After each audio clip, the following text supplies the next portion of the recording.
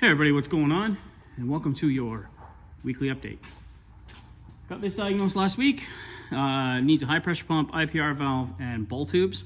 The ball tubes, or ball seals, or nipple cups, whatever you want to call them, they are leaking on there, and so is the IPR valve and pump.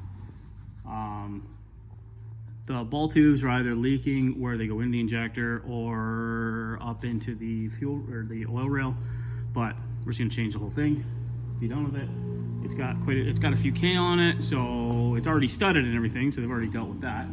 But yeah, we're just deal with the high pressure leak and it'll be good to go.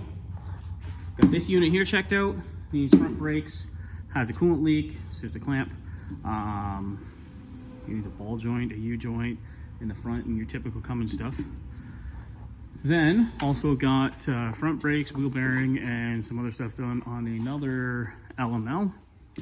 And this unit here, another 6-liter, it had came in.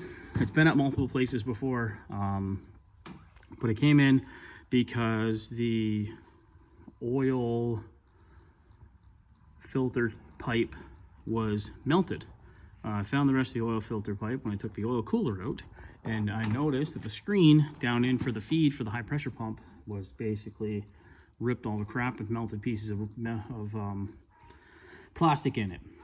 So the high pressure oil pump has definitely had some plastic go through it along with the IPR valve, but I wanted to make sure that the low pressure side was good.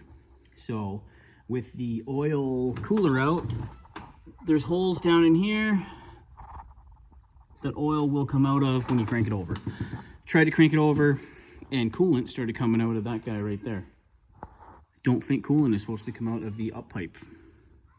So that could either be a head gasket gone or another person who was in there spilt some coolant and stuff down the intake, or the oil or EGR cooler could have ruptured. I don't think it's EGR cooler because then it would come out of the EGR cooler port in the exhaust, not the higher spot, which is the up pipes. And then the 4BT. Come on over here and I'll explain a little more what's going on with the 4BT. So normal vehicles, not Escalades, have the fuel sender just sending a signal to the cluster and then it all works. This thing, not the case. This thing uses this green wire here as a low CAN bus, like a low reference data line. So that is the only gauge, the fuel gauge, which works off of that line. But that line isn't telling the cluster what to do. So I'm getting a fuel gauge reading and level and everything in my ECM, but nothing at the cluster. So we come down here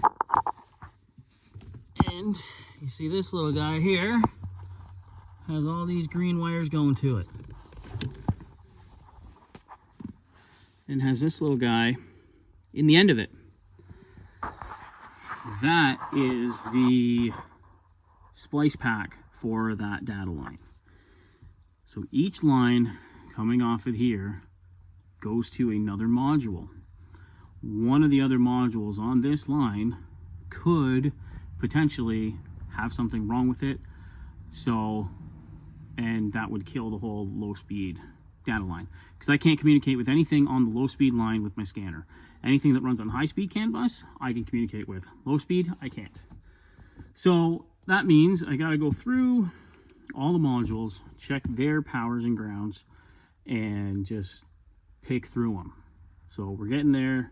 We're probably about halfway done getting through the modules, but other than that, this thing runs, it drives, it does everything good.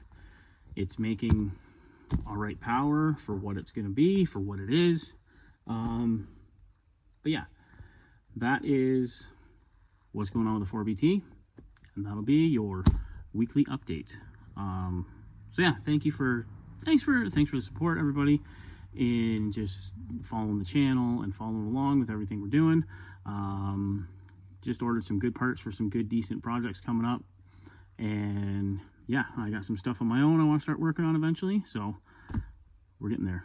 So yeah, we will see you next time.